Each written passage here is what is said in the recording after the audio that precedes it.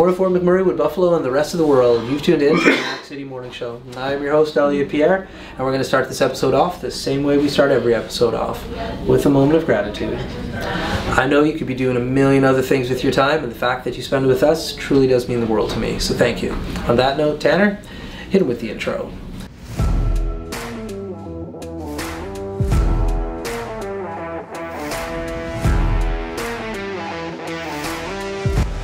Hey, it's Keith Simpson here. I'm the General Manager of Norrell Toyota, soon to be Fort McMurray Toyota. Pretty excited for our new dealership. We're here to take care of you. Come on down and be part of our family. And we are back. Big shout out to our title sponsor, Norrell Toyota. We really do appreciate your ongoing support. As everybody at home knows, I do not introduce my guests because they can do a better job at that than myself. So can you please tell everybody at home who you are and what you're about? My name's Erin. What I'm about, well, I guess I'm with Canada Research. I'm one of their occupational nurses, and I primarily do their injury management. Along with, I've been in occupational health for the last 9 years, and I was born and raised here in Fort McMurray, so it's everything. There we go. All right. So born and raised in Fort McMurray. What high school did you go to? All of them. All of them? Well, the ones that were built in my vintage, yes. So Merck, Westwood, and Comp? Yes. What an interesting take. All right, well, this show just, Tanner just tuned in. All right, you can ask your first question, Tanner. Yeah, so what was your favorite? Actually, and Second Chance which is Frank's Now. Frank's Now. Yeah. I also went there as well. Frank's would probably be my favorite because I could go when I wanted to. Okay. So did you go Westwood, Merck, Comp, Frank's? Westwood, Merck, Frank's, Comp. Oh, you went to Comp after Frank's? What was in that thought process of a decision? Well, I wasn't showing up, and I figured if I had to show up, it was a better chance of me showing up if I went to, attended actual school. Interesting. Wild. So end with the best, I get it. We're both born and raised here, so it's an ongoing. Seriously? Oh, yeah. Wow. So he went to Comp, I went to Merck. So it's a question that we ask on every episode once we find out somebody's born and raised, where we've got a tally. And so we have never spoken to somebody who went to all three and put an asterisk and put the fourth one on there. Yeah. So all of my children have also gone to Westwood and will have graduated from Westwood. Okay. So. Sorry to hear that. Yeah. Huh. Why did they choose Westwood? What about that one? Because it's closest to my house, probably. And they knew I'd gone to Westwood, and that's where I'd started my. It's just how it, and yeah, so they've maintained it. Interesting.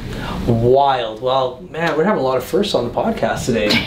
So you were born and raised here, went to all these schools. What part of the community did you grow up in, though? Thickwood. Thickwood. Nice. Old Thickwood. Yeah. The originals, yeah. Okay, so around the St. Paul's area. Thickwood Heights Elementary, yeah. Cool. Okay. And so, we're not going to get into why you did all the skipping around, but you enjoyed the freedom of not having the schedule. That worked best for you as a child. Yes. I have commitment issues. Yeah. Interesting. That's funny.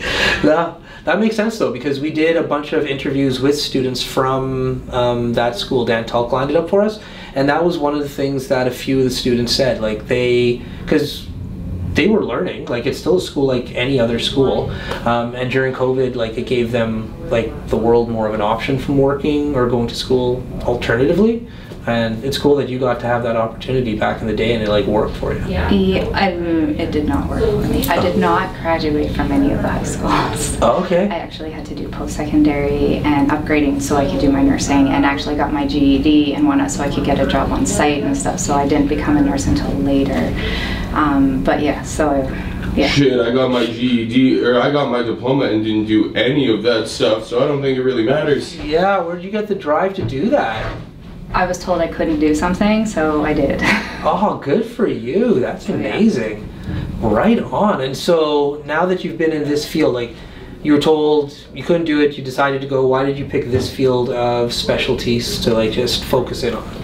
So growing up, I'd always wanted to be a nurse. I'm actually a third-generation nurse. I have a daughter who's actually in nursing school now. She'll be fourth year, or fourth generation. So I'd always wanted to be a nurse, but it wasn't really in the cards.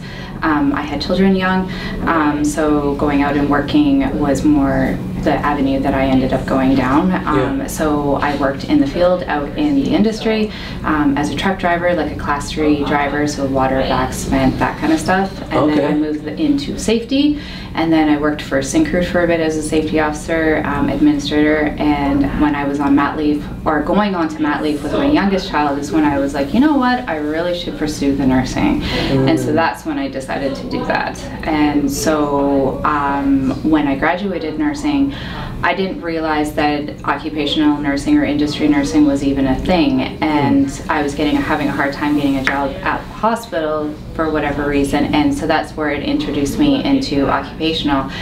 And then I was this nurse at Suncor, COVID happened, everything else, and then I went to the hospital.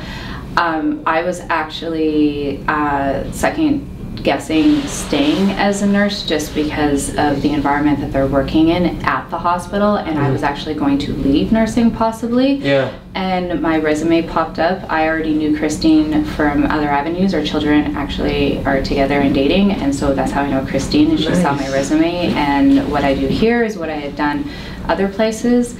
But this specific type of nursing, because I have my site experience, so I know the demands of the job and the environment that our employees are working. I have the safety side, so I understand all of that, and then I have the nursing, so that's how it brings it to what we're doing here. So, Match made in heaven. Right, and Christine is very specialized, and she has a whole lot of knowledge, and me and the two of us, have been doing this. So. That's great. I'm going to rewind on that conversation. You were a class 3 driver? So like swamper, like vac trucks, you were just like, I used to work for a company called Eveready, it's called Clean Harbors now. So like what were you doing in those trucks? I was the driver operator, I wasn't the swamper, I was driving them, so I worked with CETA. And so so operating and driving, That's a really interesting career. You don't see a lot of females in that career at all, really. It's getting more and more. That's great. Like the last time that I was working there was more getting introduced into it. Actually, when I got my class 3 license, which was back in like 2002, I had a hard time getting a job because I was under 25. And they wouldn't, right? So anyway, insurance for the license, That's great though that you're seeing more women in that field, because it's a great industry to work in, lots of opportunity. It is. Actually, all my girlfriends that I attended high school and all the great influences as they were are actually all class 3 drivers as well, and they're all out in industry still. So that's so cool. Now, totally change your gears. I hear you're going on a vacation in November. Yes. Where are you going? We're going to Vienna. Have you ever been? No. No, so you're excited about it? Yes. So what about it do you think is the main location you want to go check out? What's like that one? So the primary reason that we are going is to go to the Christmas markets, and that's what we're doing. Are you a huge Christmas person? Yes. What about Christmas gets you going? Like, I love Christmas. I think everybody loves Christmas, but this guy's family is like, they love Christmas. I didn't even know Christmas was that lovable before. Oh, really? So we call my mom the Christmas Nazi because of how much she loves Christmas and how serious she takes it. Like when we were kids, we used to decorate the tree like kids would decorate the tree, you know? And we'd go to bed and she would fix the tree because it wasn't... Like, you do the same thing, yeah? Yes, I have actually adopted a second tree that I decorate. See, like, I can accept that. But, yes, I will move things. On the original, so you have your own tree, and you're still out here fixing the first original tree, even though you bought a second tree so the first tree could be left alone. Well, when your children are little, it gets very crowded and unlike symmetrical, so you gotta spread her out. Maybe that's an excuse for your family. In my family, when I was 6, my sisters were 12 and 18. Somebody was tall enough to get onto those trees. My mom just was like, nope, you can't have too many snowmen close together. You can't put a snowflake next to another snowflake. Like, you and my mom would have a great time together. You should hang out with her sometimes. That's hilarious. So Festival of Trees. Like when you're looking at all of the trees. Yes. Are you judging? Are you critiquing? Have you ever had a chance to decorate one of those trees? I've never decorated one of the trees, but I'm a bigger fan of the old-fashioned Festival of Trees because it was more decorated. Now I find that it's a lot of like what they're selling on the, or like what the raffle ticket or whatever is. But originally, like when my kids were little itty bitties and we went and oohed and awed over it, I mean, there is a Christmas Nazi in every group, and so they're fixing it. That's hilarious. Well, listen, Tanner's tapped his watch, so that means unfortunately we are out of time. That being said, before I cut you loose, everybody gets a shameless shout out or plug. So you have the mic, the camera, the lights. Have fun. Plug as in like... Shout out, plug, anybody, anything to anybody. Well, first I'll say hi to Christine, who is not here and has put us definitely in the spotlight, and secondly to all the others that are from Fort McMurray that might not have done schooling and whatnot. We all made it one way or the other, and we'll continue to do it. There we go. Love it. Well, Fort McMurray with Buffalo, the rest of the world. That's been another episode of the Mac City Morning Show. From the bottom of my heart, thank you very much for tuning in. Big shout out to our title sponsor, Neural Toyota, as well as Carrie from Patchouli Rose and the beautiful people at Coldwell Banker. Hope everybody at home is having a great day, and we'll see you tomorrow. Peace.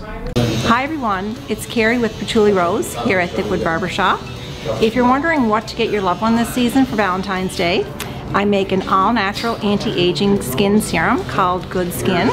It's good for men and women, and it's available for purchase here at the Barbershop, downtown at the Corridor Shops and Events, and on my website. Thank you for your support.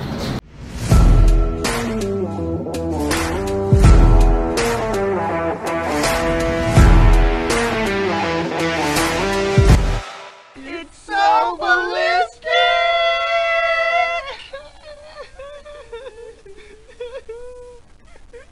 Talk about quenching your ugly thirst.